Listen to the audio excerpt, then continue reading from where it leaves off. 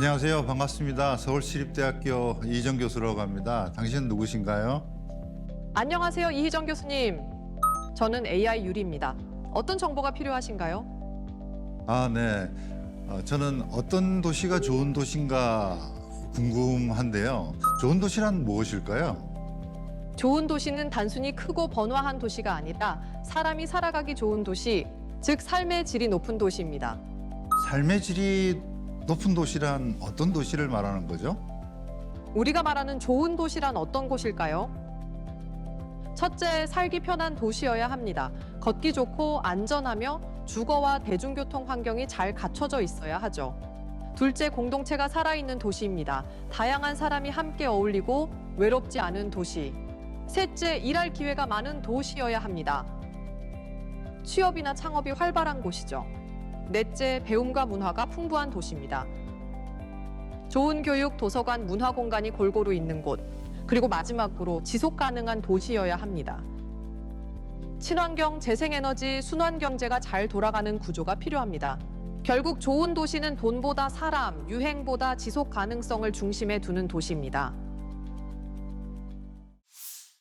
안녕하세요. 지역 생존 AI 프로젝트 우리 고향 부탁해 진행을 맡은 이승현입니다. 우리 일상으로 다가온 AI와의 협업을 통해서 지역 소멸 문제를 풀어보는 시간인데요. 오늘은 그 두 번째 시간으로 AI 사라지는 도시를 지켜줘란 제목으로 이야기를 나눠볼까 합니다. 서울시립대학교 이희정 교수님 모셨습니다. 안녕하세요. 네, 안녕하세요. 서울시립대학교 도시공학과 이희정 교수입니다. 저는 현재 학교에서 도시과학 빅데이터 AI 연구원 통합협력센터장을 맡고 있고요. 국토교통부에서도 빅데이터, 인공지능을 활용한 미래도시계 기술 R&D 연구 책임을 맡고 있습니다. 네. 저는 책을 통해서 먼저 만나 뵀어요. 미래 도시와 인공지능이라는 책을 통해서 스마트 시티, AI 시티에 대해서도 그 융합에 대한 내용도 많이 담고 있던데요. 앞으로 이제 차차 인공지능과 우리 도시, 그리고 인공지능과 지방 소멸에 대해서도 이야기를 풀어가 보겠습니다. 앞서 AI 아바타 유리와 대화를 한번 해보셨는데요. 어떠셨어요? 네, 정말 신기했습니다. 이제 말 그대로 AI와 함께 살아가는 시대가 다가오고 있다고 그러는데, 제가 여기 올 때도 AI 내비게이션 길 안내를 통해서 오기도 했습니다만, 또 챗 GPT에게 궁금한 걸 물어보기도 하고, 또 집에서는 TV 프로그램을 지니가 또 소개해 주시기도 하고, 일상의 이제 그런 일정 관리라든지 이런 여러 가지 안내는 또 스마트폰에 있는 시리의 도움을 받기도 하는, 말 그대로 이제 AI와 함께 살아가는 시대가 아닌가 하는 생각이 듭니다. 심지어는 AI에게 하루의 피곤함을 이렇게 위로받기도 하는 그런 게 일상이 된 그런 시대인 것 같습니다. 정말 스마트하게 인공지능 기기들을 적극적으로 일상에서 많이 활용하고 계신 것 같은데요. 또 전공 분야에 대한 질문을 가장 먼저 물어보셨더라고요. 좋은 도시란 어떤 도시야? 라고 물어보셨는데 첫 번째가 살기 편한 도시였고요. 또 공동체가 살아있는 도시, 외롭지 않은 도시, 일할 기회가 있는 도시, 일자리 문제도 중요한 것 같고 교육 문제도 언급이 된 것 같습니다. 그리고 또 지속 가능한 도시, 생태 도시 이런 것도 내용이 있었는데요. 대체로 좀 동의하시나요? 물론입니다. 네. 여러 가지 이제 요소들에 대한 부분들을 지적해 줬는데, 실제 이제 살기 좋은 도시와 관련해서 최근에 그런 이제 15분 도시, 리버빌리티를 증진시키기 위한 도시의 근접성을 증진시키고, 리브 워크 플레이가 일상생활 가까이에 있는 그런 도시에 대한 것들이 살기 좋은 도시 모델로 많이 강조가 되고 있습니다. 또 도시의 그런 포용성과 관련된 부분에 대한 지적도 있었는데, 실제 이제 포용도시 또 창조도시라고 하는 게 미래도시 기반이 되어야 된다라고 하는 거와 관련된 이야기들도 굉장히 이제 강조가 되고 있고, 실제 그런 것들이 이제 미래의 일자리라고 할 수 있는 새로운 창조 산업, 창조 인재들을 위해서는 반드시 필요한 도시라고 이렇게 볼 수가 있고요.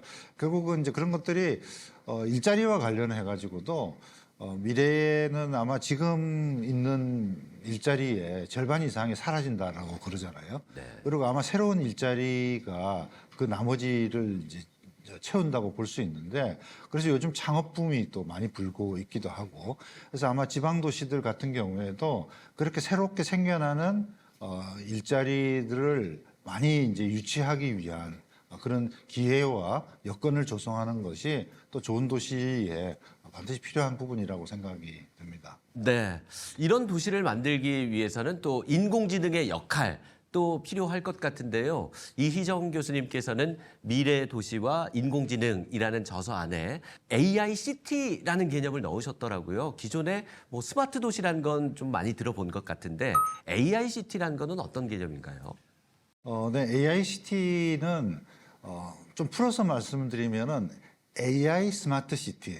그러니까 도시가 똑똑한 도시가 되어야 된다라고 하는 부분은 이제는 이미 상식이 됐는데, 그런 스마트함 도시에 AI라고 하는 부분들이 그 스마트함을 더욱더 증진시켜주는, 그래서 도시의 여러 가지 가성비를 높여주는 에너지 측면이라든지 교통 측면이라든지 또는 도시 서비스 측면에서 비용 대비 최적의 서비스를 제공해 줄 수 있는 맞춤형 서비스의 제공, 여기에 AI가 중요한 역할을 할 수 있다라고 하는 게 AICT 모델의 지향점이라고 볼 수 있을 것 같습니다. 네, 지금 지역의 도시들은 이제 인구가 감소해서 일자리가 줄고 청년들 인구가 유출되고 또 신혼부부들이 아이를 낳지 않아서 인구가 앞으로는 더 많이 줄 것이다라는 이제 우려, 걱정 때문에 이제 미래 설계에 대해서는 좀 글쎄요, 뭐 낙관론보다는 비관론이랄까요? 뭐 이런 것들이 좀 있는데요. 이제 AI가 그 기능을 좀 할 수가 있겠네요. 인구가 줄더라도 좀 더 효율적으로 작업을 하게 하고, 뭐 스마트 팜이라든지요. 이런 것들도 한 대안이 될 수 있겠어요? 물론입니다. 이제 요즘은 AI와 그 로봇이 결합이 돼서 실제 농업도 이제는 AI 농업이 많은 일자리를 대신하는 부분이 있고, 그래서 사람이 줄어드는 대신에 사람 한 명이 할 수 있는 일을 AI와 AI 로봇이 대체해 줌으로써 이제 효율성을 극대화시켜주는. 그래서 어쩌면은 도시의 인구는 줄어들지 모르지만 도시의 생산성과 서비스와 활력은 오히려 과거보다도 더 늘어날 수 있다라고 하는 게 미래 도시의 AI가 역할할 수 있는 중요한 전환점이라고 볼 수 있을 것 같습니다. 네, AI 유리가 이제 좋은 도시에 대한 뭐 5가지 정도의 그 요건을 이야기해 줬는데요. 이제는 그 구체적인 사례가 궁금한데요. 그거는 AI 유리에게 다시 한번 좀 물어보도록 하겠습니다. 네, AI 유리 좋은 도시의 요건에 대해서 앞에서 답해 줬는데 그 구체적인 사례, 실예가 있다면 좀 제시해 주시겠어요? 실제로 이런 좋은 도시의 예시도 있습니다. 자전거 중심의 친환경 도시인 코펜하겐, 청년과 창업의 친화적인 소도시 후쿠오카, 자연과 조화된 생태 도시 순천, 그리고 활발한 커뮤니티와 도시 재생 사례인 부산 수영구가 있죠. 아, 그렇군요. 대체로 좀 동의하시나요? 코펜하겐은 덴마크에 있는 도시인가요? 네, 그 비교적 잘 지적해 준 것 같습니다. 그러니까 최근에 이제 그 좋은 도시라고 하는 거와 관련된 도시 트렌드를 아까 또 뭐 궁금해 하셨는데, 네. 우리가 그런 도시의 트렌드를 흔히 어바니즘이라고 이야기를 합니다. 최근에 좀 주목받고 있는 어바니즘이 앞서 말씀하셨던 그런 생태 도시, 에컬로지컬 어바니즘에 대한 부분도 있고, 또 주목받고 있는 최근에 새로운 어떤 특징 중에 하나가 크로노 어바니즘이라고 시간 도시주의라고 표현을 하기도 합니다. 우리가 흔히 이야기해서 삶의 질, 또 요즘 워라밸이라고 하는 걸 많이 이야기를 하잖아요. 요즘 젊은 MZ 세대들 같은 경우에도 뭐 야근을 하지 않고 자기의 투자를 위해서 많은 시간을 할애한다고 하는데, 도시에 있어서 마찬가지입니다. 지금은 하루에 1시간, 2시간씩 교통체증 속에 출퇴근에 많은 시간을 소비하고 있는데, 이 시간주의 도시라고 하는 크로노 어바니즘은 보다 우리가 살고 있는 생활 환경 가까이에서 일자리와 또 여가와 문화를 즐길 수 있는, 흔히 이야기해서 리브, 워크, 플레이라고 하는 것들이 일상생활 가까이에서 향유할 수 있도록 하는, 그래서 그게 이제 15분 도시 모델이라고 하기도 하고 N분 생활권이라고 하기도 하는데, 우리가 지향하는 미래의 삶의 질을 실현시키기 위한 새로운 도시 환경, 이걸 이제 이야기하는 부분이고, 뭐 파리라든지 싱가포르라든지 또 많은 도시들이 이런 도시를 새로 재구조화하기 위한 도시 개편 작업에 지금 들어가고 있다고 이렇게 이야기할 수 있을 것 같습니다. 네, 뭐 서울시도 교통 체계를 많이 개선하려는 노력들을 하고 있지만 지금 말씀하신 크로노 어바니즘 개념에서는 이제 서울과 같은 대도시의 경우는 조금 거리가 있다는 생각도 좀 들기도 하네요. 만원 지하철과 교통 정체, 사람들의 치이고 또 아주 치열한 경쟁으로 인해서 야근을 또 할 수밖에 없고 뭐 이런 것들은 조금 다르기도 할 것 같은데요. 이번에는 이제 우리 도시의 경쟁력에 대해서 좀 말씀을 나눠보고 싶습니다. 그중에도 우리는 지역 소멸을 주제로 이야기를 나누고 있는데요. 우리 지방 도시들, 지역의 소도시, 중소도시들이 경쟁력을 갖추기 위해서는 어떻게 해야 될까요? 실제 저희가 이제 국토교통부 그 빅데이터 인공지능을 활용한 미래도시 연구에서도 그 부분을 굉장히 중요하게 좀 생각하고 있습니다. 지방도시 같은 경우에도 말씀하신 것처럼 상주 인구가 이제 자꾸 줄어들고 있고 저성장의 시대가 이제 문제가 되고 있잖아요. 그래서 어쩌면은 다시 시계를 거꾸로 돌려서 인구가 막 늘어나는 성장 도시로 가고 싶은 마음이 있지만 사실은 그게 쉽지는 않죠. 그래서 저희가 이제 그 생각하는 대안 중에 하나는 도시의 활력을 증진시켜주는 방식을 좀 찾아보자. 그래서 우리가 상주 인구가 아니라 활력 인구라고 해서 실제 지역을 찾는 관광객이라든지 외국인이라든지 또는 여러 가지 사람들의 활동을 증진시킴으로써 한 사람이 두 사람 이상의 몫을 할 수 있도록, 그리고 신진대사를 증진시켜서 젊음을 다시 회복시키는 것과 같이 지방 도시에 있어서도 그런 활력을 증진시킬 수 있도록 도시에 새로운 그런 에너지를 불어넣을 수 있는 방법이 무엇일까를 이제 모색하는 방법이 하나의 방법이고요. 또 하나는 이제 그런 실질적인 지역의 활력에 부응할 수 있도록 서비스의 질을 개선해 주는 방법입니다. 그래서 우리가 최근에는 뭐 여러 가지 이제 소도시 연합이라고 하는 표현을 쓰기도 하는데 인구가 감소하다 보니까 또 서비스 시설도 감소하게 되고 여러 가지 뭐 수지 타산이 안 맞다 보니까 공공시설이라든지 복지시설이라든지 또 도서관이라든지 문화 인프라 같은 경우도 점점 문을 닫는 그런 문제가 거꾸로 지역 쇠퇴라든지 지역의 오히려 삶의 질을 떨어뜨리는 문제가 되는데, 몇몇 도시들을 이렇게 이제 같이 묶어서 연합시키는 연합체 형태의 구조로 하면서 지역에 필요한 시설의 최적 시설의 입지를 같이 묶어서 이렇게 생활권을 설정해 주는, 그러니까 새로운 형태의 생활권 개념을 이제 설정해 주기 위한 뭐 그런 노력도 지방 도시들 같은 경우에는 저는 굉장히 이제 의미 있는 어떤 삶의 질 개선의 방법이라고 생각이 들고요.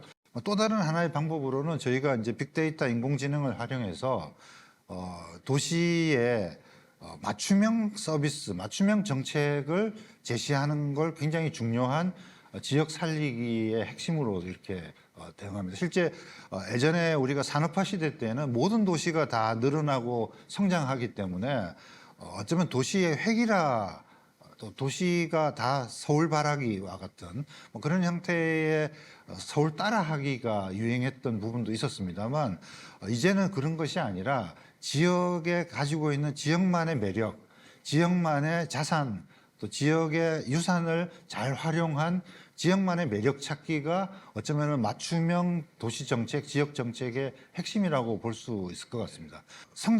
여전히 성장하는 도시에 대해서는 그런 성장에 필요한 여러 가지 도시 정책을 현재 인구가 감소하고 저성장에 있는 지역 같은 경우에는 그런 성장 속도에 맞는 새로운 형태의 맞춤형 서비스와 지역 서비스 지원을 위한 정책들을 이렇게 대응해 주는 그리고 그런 것들의 최적 모델에 대한 부분을 이런 각종 빅데이터와 인공지능을 활용해서 제공해 줄 수 있도록 하는 어쩌면 다양한 도시에 뭐 열 손가락 아프지 않은 손가락 없다라고 하지만 그 각각의 길고 짧음에 맞는 이제 서비스를 제공해 준다라고 하는 게 미래의 도시가 추구하고 있는 새로운 이제 빅데이터 인공지능의 서비스 모델이다. 뭐 이렇게 이야기할 수 있을 것 같습니다. 네, 미래 도시 특히 이제 지역 인구가 감소하는 현재에는 이제 다양성, 포용성도 더 중요할 것 같네요. 말씀하신 것처럼 이제 정주 인구 외에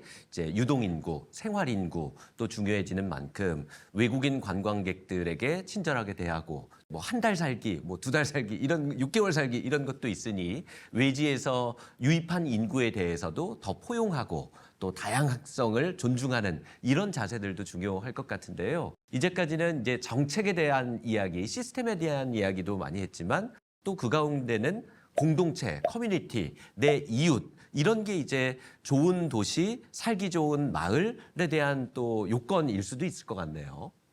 맞습니다. 이제 바야흐로 이제는 성장기를 넘어서 이제 성숙의 시대로 이제 들어가고 있다라고 이야기를 합니다. 그래서 사람도 이제 성숙해지게 되면은 가장 중요한 것이 이제 공동체와 가족과 또 사람에 대한 배려 같은 것들이 중요한 것처럼 성숙 사회 같은 경우에는 과거처럼 많은 거를 누리고 또 막 그런 경제적인 부를 향유할 수는 없을지 모르겠지만 서로가 서로를 배려해주고 돌봐주고 그럼으로써 조금 덜 가진 사람, 조금 부족한 사람도 함께 살아간다라고 하는 그런 사회의 모습을 만들어 나가는 게 저는 중요하다고 생각이 들고 지방 도시들 같은 경우에도 조금은 그래도 여력이 있는 도시가 조금은 어려운 도시를 같이 이렇게 보듬어 안아주는 포용 도시, 또 상생의 도시, 또 그런 커뮤니티와 공동체가 살아있는 그런 도시가 어쩌면은 현재의 어려움과 위기를 극복해 나가고 함께 살아가는 그런 미래의 희망을 같이 공유할 수 있는 좋은 방향이 되지 않을까 생각합니다. 앞서 AI가 전남 순천 그리고 부산 수영구 또 예를 들기도 했고 후쿠오카 일본의 한 도시를 소개하기도 했었는데 이제 다들 개성이 다 다른 거잖아요. 특징이 다 달랐어요. 어느 곳은 생태적으로 어떤 곳은 이제 청년 인구가 많이 유입돼 있는 젊은 활기 있는 도시고 이랬었는데 우리의 인식도 좀 변화해야 될 것 같네요. 내가 살고 있는 곳 또 내 커뮤니티, 이웃들 그리고 시스템이 좋으면 그건 살기 좋은 도시이지 또 부동산에서 나오는 그 지대 혹은 뭐 부동산 가치가 살기 좋은 곳, 살고 싶은 곳이 되어서는 안 될 것 같다는 생각도 들고요. 자, 이제 좀 정리를 해볼까 하는데요. 인구 감소 시대에 지역의 경쟁력은 어디에서 찾아야 할 것인가? 뭐 예시를 들어서 해주셨는데 좀 정리를 해주신다면요. 우리 지방 도시가 가지고 있는 그런 여러 가지 어려움에 대해서도 말씀을 나눴고 그런 것들이 이제 성숙형 사회로 지역만의 매력 찾기, 지역의 맞춤형 서비스 뭐 이런 이야기들을 많이 드렸습니다만 사실은 외국 도시들에서도 그런 좋은 사례들이 많이 있습니다. 뭐 멀리 갈 거 없이 가까이에 있는 일본 소도시들을 보면은 예전에는 일본이 대도시 중심으로 움직였다면 지금은 지방의 중소도시들이 각각의 매력들을 전 세계에 발신하는 어쩌면 많은 관광객들이 일본의 뭐 가나자와나 아오모리나 이런 지방 도시들을 찾고 거기에서 매력을 느끼는 그런 농촌 도시의 아름다움, 또 자연의 아름다움, 뭐 마찬가지로 유럽 같은 경우에도 유럽의 지방 그 소도시들 같은 경우에는 하나하나가 가지고 있는 문화유산이라든지 건축 자산이라든지 지역 자산들을 매력화시켜서 새로운 사람들을 끌어들이기도 하고 그 도시에 살고 있는 사람들의 프라이드가 되기도 하는 그런 좋은 모델들이 우리 지방 도시들도 이제는 좀 벤치마킹을 해서 그런 스스로의 삶의 질 개선하기 위한 것과 함께 그렇게 살기 좋고 보기 좋고 아름다운 도시가 또 외부 사람들을 끌어들이고 외부 사람들에게 자랑이 되는 그리고 그런 것들이 새로운 활력이 되고 지역의 발전에 어떤 원동력이 될 수 있는 그런 선순환의 구조가 저는 만들어질 수 있지 않을까 기대해 봅니다. 네, 지역 소멸 위기 속에서 그 해법을 AI를 통해서 인공지능을 통해서 좀 개선해 나갈 수 있는 그런 주제로 이야기를 한번 나눠봤습니다. 지금까지 서울시립대학교 이희정 교수님과 함께 말씀 나눴습니다. 고맙습니다. 네, 감사합니다.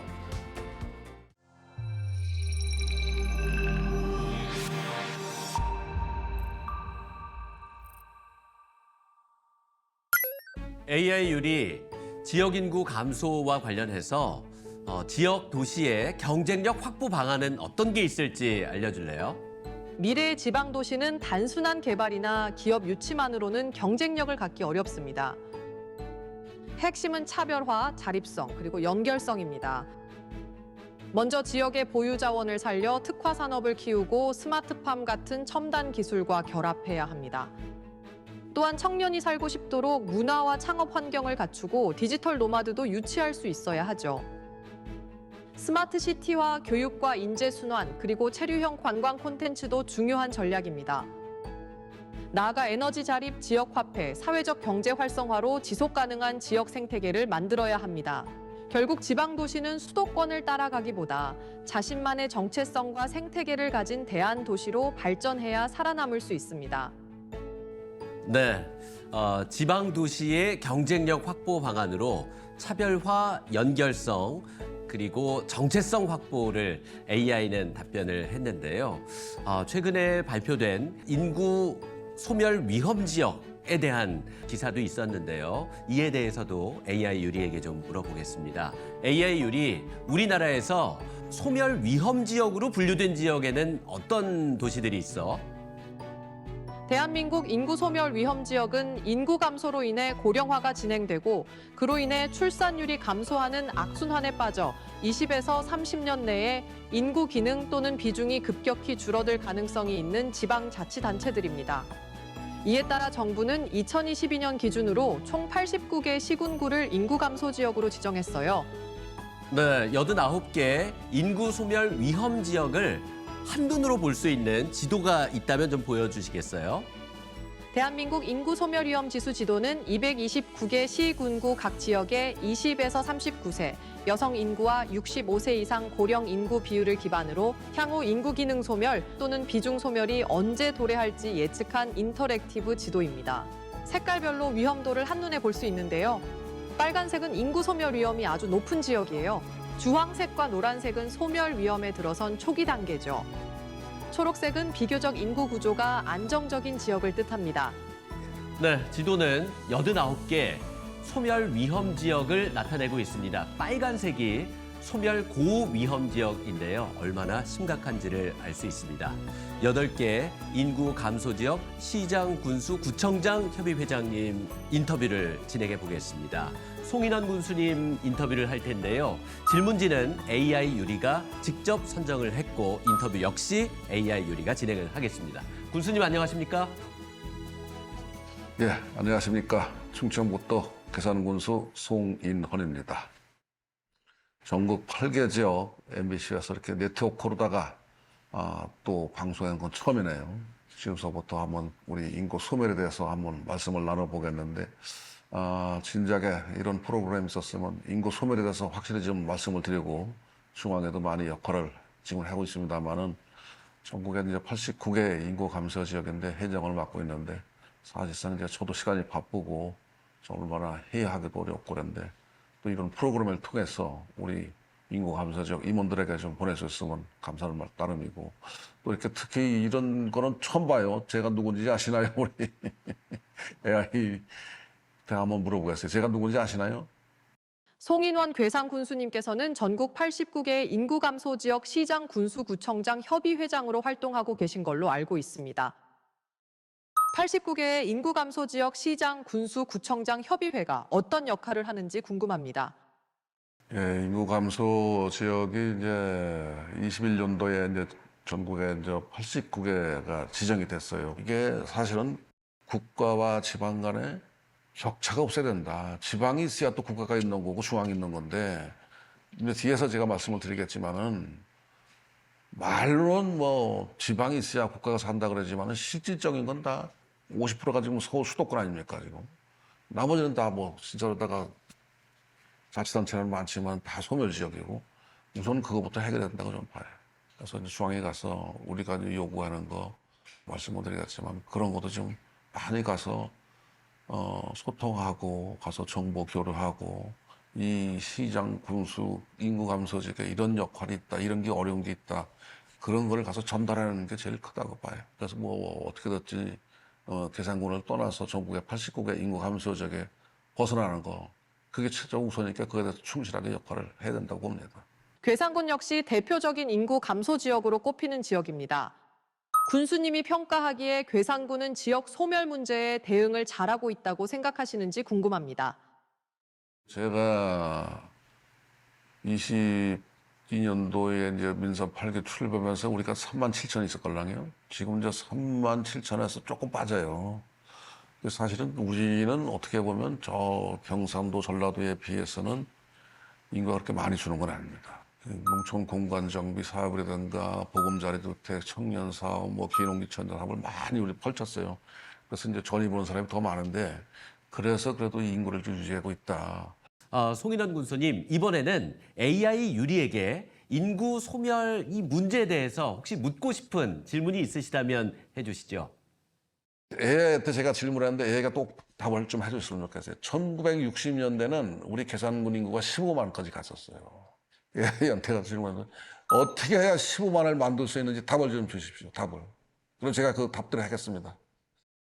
네, 이 질문에 대해서는 제가 직접 AI 유리에게 물어보겠습니다. 현재 괴산군의 인구가 3만 7천 명인데 과거 1960년대에는 15만 명이었다고 합니다. AI 유리, 괴산군의 인구가 다시 과거 1960년대 15만 명까지 됐던 것처럼 인구를 좀 늘리려면 어떻게 해야 할까요?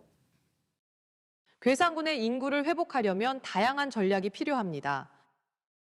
첫째, 일자리 창출입니다. 산업단지 조성, 스타트업, 중소기업 지원, 스마트팜 육성 등을 통해 안정적인 일자리를 마련해야 합니다. 둘째, 청년 유입 정책입니다. 주거 창업 지원과 교육 문화 인프라 확충으로 젊은 세대의 정착을 유도해야 합니다. 셋째, 정주 여건 개선입니다. 교육, 의료, 교통 등 인프라와 주거 여가 환경을 함께 개선해야 합니다.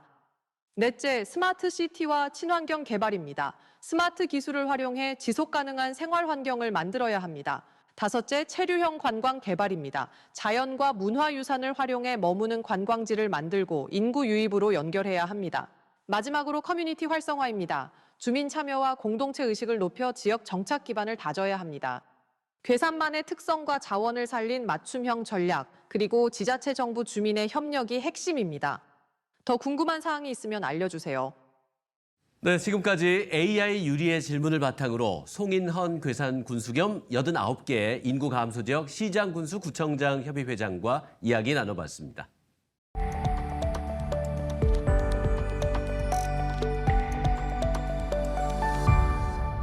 안녕하세요. 반갑습니다. 아나운서 박지현입니다. 저는 오늘도 빅데이터 분석을 통해서 인구 소멸과 관련된 해법들을 향해서 한 걸음 더 다가가 보도록 하겠습니다. 오늘 뒤에 보시는 프로그램은요, 비정형 인공지능 빅데이터 분석 프로그램이고요. 함께 검색창에다가 넣어볼 단어는 도시 경쟁력입니다. 도시 경쟁력을 검색창에 먼저 쳐볼게요. 보시면 전체 정보량 추이가 먼저 보여지고 있습니다. 정보량에서 이 노란 색깔 줄로 보여지는 곳이 평균, 이 기준선입니다. 최근 1년과 그 전 1년을 비교해 보도록 할게요. 최근 1년에 비해서 지난 1년은 평균선 아래로 내려가 있는 것을 보실 수가 있습니다. 2023년 8월을 보시면요. 전체적으로 이 도시 경쟁력과 관련된 이 데이터들의 양이 4천여 건 정도로 분석이 되고 있습니다. 하지만 시간이 조금 지나면서 2024년 또 2025년으로 가면 정보량 자체가 훨씬 더 많아지는 것을 보실 보실 수가 있습니다. 14,000여 건까지 올라가고 있는데요. 두세 배 정도 가까이 높아지는 수치를 확인하실 수가 있습니다. 도시 경쟁력과 관련해서 많은 사람들이 좀 더 검색을 해보고 있고 관심도가 올라가고 있다는 것을 보여주고 있습니다. 네, 그럼 워드 클라우드를 한번 살펴볼까요? 연관어를 한번 눌러볼 텐데요. 연관어는 도시 경쟁력이라는 단어와 함께 언급되고 있는 단어들이고요. 지금 AI가 추천해주는 단어들을 보시고 계십니다. 4가지 카테고리로 나뉘어서 단어들이 정리가 되어 있습니다. 글씨가 큰 것들은 정보량이 많은 것들을 뜻하고요. 글씨가 작을수록 많이 언급되지 않고 있는 단어들입니다. 먼저 핫 카테고리 속에 있는 단어들부터 살펴보시겠습니다. 과거와 대비해서 크게 증가하고 있는 단어들인데요. 제일 먼저 보이는 글씨 용적률이고요. 역세권, 재개발, 정비사업, 투자, 개발사업, 아파트, 신도시 같은 단어들이 보여지고 있습니다. 그러니까 도시의 경쟁력과 관련해서 정주 여건에 대한 관심사가 많은 사람들에게서 높아져 있다는 것을 확인하실 수가 있습니다. 인 카테고리는 새롭게 진입한 단어들이라고 보시면 됩니다. 가장 크게 보이는 단어 인구, 또 경기, 전국, 주거, 신도시, 부동산 시장 같은 단어들이 보여지고 있고요. 작은 단어들로는 아래쪽에 업무시설, 오른쪽에 원도심, 착공, 도시개발, 지하철이라는 단어도 보이네요. 도시개발과 관련해서 많은 사람들이 인구가 부족하다는 부분에 대해서 많은 걱정을 하고 있다는 것을 보여주고 있고요. 어떤 것들이 필요한가, 이 역세권이라든지 이 사람들이 살기 좋은 환경에 많은 분들이 관심을 갖고 있는 걸로 보실 수가 있겠습니다. 탑 단어들 한번 살펴볼까요? 가장 많이 언급되고 있는 단어들인데요. 도시 경쟁력과 관련해서 가장 많이 단어가 언급되고 있는 것들은 서울시였습니다. 도시, 서울, 도시 경쟁력, 시장, 사업, 정책, 그리고 재개발, 재건축, 용적률, 경제와 같은 단어들이 보이네요. 많은 분들이 도시 경쟁력에 있어서 가장 큰 역할을 하고 있는 것이 서울이지만 이 서울이 조금 더 분산돼야 한다는 것에 공감하고 있는 것을 이 단어들을 통해서 느껴볼 수가 있겠습니다. 자, 이번에는 각 지역의 도시들을 한번 비교를 해보도록 하겠습니다. 앞서서 좋은 사례로 꼽혔던 도시가 바로 순천이었죠. 순천을 한번 넣어볼 거고요. 송인원 군수님께서 아까 맹활약을 하고 계셨던 괴산군을 한번 비교해 보도록 하겠습니다. 네트워크 차트가 이렇게 보여지고 있는데요. 순천시와 괴산군 사이에 있는 단어들은 공통 키워드들입니다. 두 도시 모두 인구 감소, 지방 소멸 이런 단어들이 보이고 있습니다. 두 곳 모두 사실은 지역이 계속해서 소멸되고 있는 위기에 봉착해 있는 곳이라고 보시면 되겠고요. 단독적으로 연관이 되어 있는 단어들을 보시면요. 순천시 같은 경우에는 그린바이오, 생태계, 육성 이런 단어들이 보입니다. 또 도시 경쟁력, 클러스터, 도시 개발 사업, 바이오 산업, 인프라, 방문, 생태 같은 단어들이 보이고요. 경제 활력도 눈에 띕니다. 순천만 쪽에서 이루어지고 있는 국가 정원 같은 사업 때문에 생태계를 비롯해서 다양한 환경적인 부분들을 이용해서 관광을 또 경제를 일으키려고 노력하는 부분들이 이 차트에서 좀 느껴지죠. 괴산군을 보실까요? 괴산군에서는요, 지역 경제 활성화, 인구 감소 지역, 생활 인구, 스포츠, 예술, 또 관광, 체육 이런 단어들이 보이고 있습니다. 괴산군은 아까 들었듯이 스포츠와 관광 쪽을 특화시켜서 지역의 경쟁력을 좀 많이 높이려고 노력을 하고 있었고요. 또 생활 인구가 정주 여건의 인구와 좀 차이가 많이 나는 것을 볼 수가 있었죠. 많은 인구들을 유입시키기 위한 괴산군의 노력들이 이 차트에서도 보여지는 것 같습니다. 자, 이번에는 속성 비교 쪽으로 가볼까요? 순천시와 괴산군이라는 이 키워드와 함께 어떤 정보들이 계속해서 속성으로 떠오르고 있는지를 보시면요. 일자리, 생활인구, 스포츠 마케팅, 정주 여건, 관광 활성화 같은 카테고리들이 있습니다. 우선 순천시의 경우에는 일자리 분야가 가장 많이 정보량이 언급되고 있었습니다. 37.5%의 정보들이 이 일자리와 관련된 이야기들이었다는 겁니다. 이어서 관광 활성화가 31.7%로 뒤를 잇고 있었고요.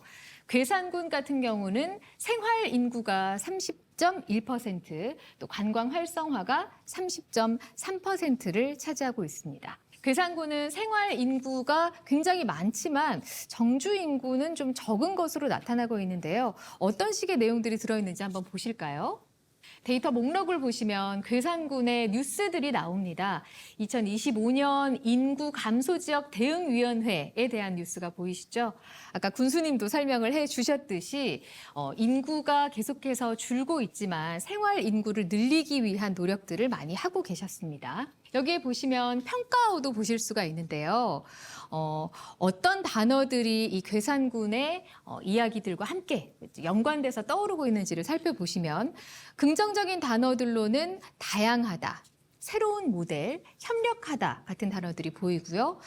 사실 이런 단어들이 떠오를 수밖에 없었던 이유, 부정적인 단어들로 위기가 있다, 어려움이 있다, 또 어려움을 겪다, 위기를 맞다 이런 단어들이 보여집니다.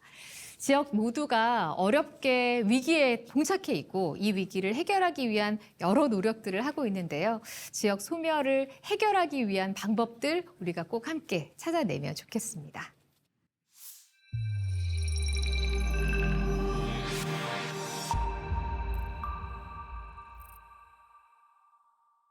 지방 소멸, 인구 감소의 문제는 비단 우리 청양의 문제가 아니라 아마 전국적인 현상이거든요.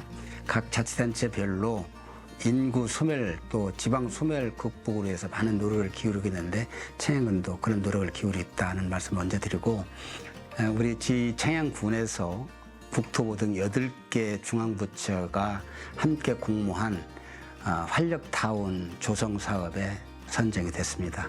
사업비는 546억 정도 되고요. 그 사업으로는 주거, 창업, 의료, 복지 뭐 등등의 여러 가지 다양한 분야의 일들을 할 텐데, 두드린 거 몇 가지만 좀 말씀을 드리면, 우리가 청양 초, 중, 고등학교 탁구부가 있거든요. 아주 전국대회에서 좋은 성과를 거두고 있는데 그 학생들이 안정적으로 운동을 할 수 있는 전용 체육관, 또 가족들이 함께 거주할 수 있는 주거단지, 또 청년들이 와서 정착할 수 있는 청년 창업센터라든지 또 귀농지원센터라든지 정선 한 160세대의 임대아파트를 저희들이 짓고 있거든요. 계획을 하고 있는데 체육관을 포함한 다기능 복합타운을 지금 건립을 하고 있고요. 이런 등등의 사업들을 하고 있는데 정산을 비롯해서 산동 4개면에 많은 국민들의 삶의 질 향상에 큰 기여가 할 것으로 저는 기대를 합니다. 저희 한밭대는 이공계 비중이 특히 높은 대학으로 AI 시대 핵심 인재를 양성해서 지역에 기여합니다. 저희는 특히 투트랙 전략을 갖고 있는데요. 첫째 AI 인재 코스, 그리고 두 번째는 AX 인재 코스로 구분됩니다. AI 인재 코스는 AI 관련 학과, 즉 컴퓨터공학과, 지능미디어공학과, 모바일융합공학과와 최근 신설된 인공지능학과에서 직접 AI 개발 인재를 기르는 것이고요. AX 인재 코스는 기존의 각 전공과 산업에 AI를 접목해서 기업을 혁신하는 과정입니다. 예를 들면 로봇을 하는 기계공학에 AI를 접목한다든지 인공지능 경영 마케팅에 인공지능을 접목한다든지 하는 것입니다. 현재 저희 대학은 AI 소프트웨어 단과대를 설립 중에 있고요. 전교생의 AI 강의 필수화하고 있습니다. 특히 소프트웨어 중심 대학 사업으로 8년간 150억의 지원 예산을 이곳에 투입하고 있는 중입니다. 또한 라이즈 사업을 통해서도 기업 연계 AI 인재 육성 프로그램들을 운영하고 있습니다.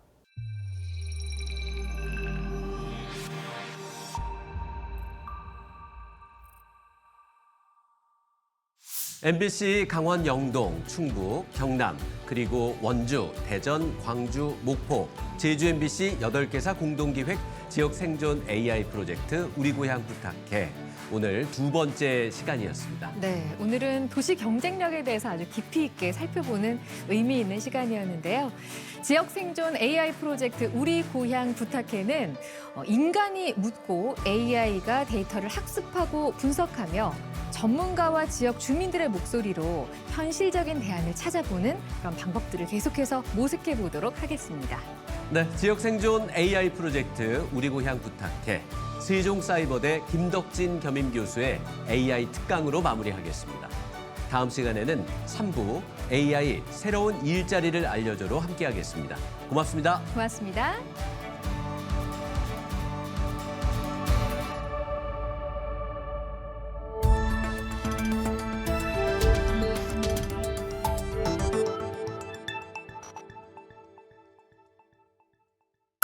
요즘 인공지능 관련돼서 많은 분들이 이런 얘기를 하세요. 아니, AI가 진짜 똑똑하다며? 그런데 왜 말도 안 되는 소리를 하지? 혹시 인터넷에서 한때 유명했던 세종대왕 맥북 프로 던짐 사건이라고 아시나요?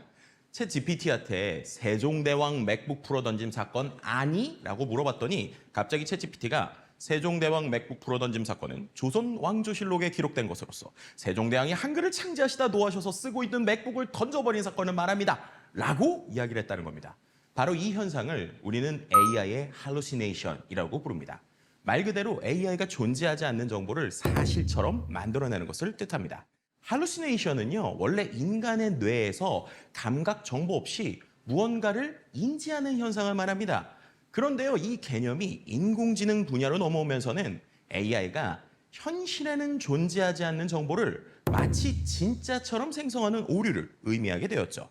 이 할루시네이션은 왜 생길까요? AI는 대화 중에 주어진 문맥을 바탕으로 다음에 어떤 단어가 올 확률이 가장 높을까라는 것을 계산해서 문장을 만들어냅니다. 진짜인지 아닌지보다는 말이 되는지 아닌지에 더 관심이 많은 것이죠. 그러다 보니까 정보를 몰라도 그럴싸하게 말을 지어내는 겁니다. 여기에 데이터의 한계도 있습니다. AI는 수많은 텍스트를 학습하지만 그 안에는 오류도 있고요, 허구도 있고요, 편향도 있습니다. 그걸 걸러내지 못한 상태에서 학습을 하면 AI는 그것도 진짜처럼 말하게 되는 것이죠. 그런 정보를 훈련 데이터에 포함하면 AI는 그 내용을 고스란히 떠올리겠죠. 마치 진짜처럼요. 자, 그렇다면 이걸 어떻게 막을 수 있을까요? 가장 대표적인 방법 중에 하나가 RLHF, 그러니까 Reinforcement Learning from Human Feedback. 말 그대로 사람이 AI의 응답을 평가하고 잘한 답변에는 오 잘했어 라고 보상을 주고요. 잘못된 답변에는 페널티를 주는 방식입니다. 이런 과정을 통해서 AI가 좀 더 사람스러운 답변을 하도록 유도합니다. 자, 그런데요, 여기에 역설이 있습니다. 자, RLHF를 많이 하는 게 인간 친화적인 답변을 만들긴 하는데요. 반드시 정확한 답변을 만든다라고는 보장할 수 없다는 겁니다. 오히려 더 자연스럽게 거짓말을 하도록 만드는 경우가 있습니다. 그래서요, 요즘에는 RAG라는 방식도 많이 사용하고 있는데요. 쉽게 말해서 AI가 혼자 떠드는 게 아니라 외부 데이터베이스나 검색 결과를 실시간으로 가져와서 근거를 바탕으로 말하도록 유도하는 기술입니다. 예를 들어서 세종대왕과 맥북 프로라는 질문이 들어오면 AI가 그 둘은 관련이 없습니다 라고 자료를 찾아서 근거와 함께 말하는 방식입니다. 이렇게 되면 AI의 할루시네이션 가능성 줄일 수 있겠죠. 하지만 이 모든 해결법에는요, 공통된 문제가 하나 있습니다. 바로 사람이 너무 고생한다는 겁니다. AI가 고도화될수록 오히려 뒤에서 일을 검수하고 조정하고 데이터에 라벨을 붙이는 인간의 일이 더 많아지는 겁니다. RLHF도 사람이 수천 수만 개의 응답을 일일이 평가해야 되고요. RAG 역시도 정확한 외부 데이터 구축과 검증이 필수적입니다. AI가 똑똑해질수록 그만큼 인간의 노동력이 더 정교하게 투입되어야 된다는 아이러니, 참 흥미롭죠. 자, 그러면 우리는 어떻게 해야 될까요? 가장 중요한 거는요, AI의 말을 무조건 믿지 말고 항상 한 번 더 확인하는 습관입니다. 요즘처럼 정보가 넘쳐나는 시대일수록 우리는 말이 되는 말보다 진짜인 말을 찾아야 합니다. 바로 여러분의 의심과 비판적 사고에서 시작됩니다.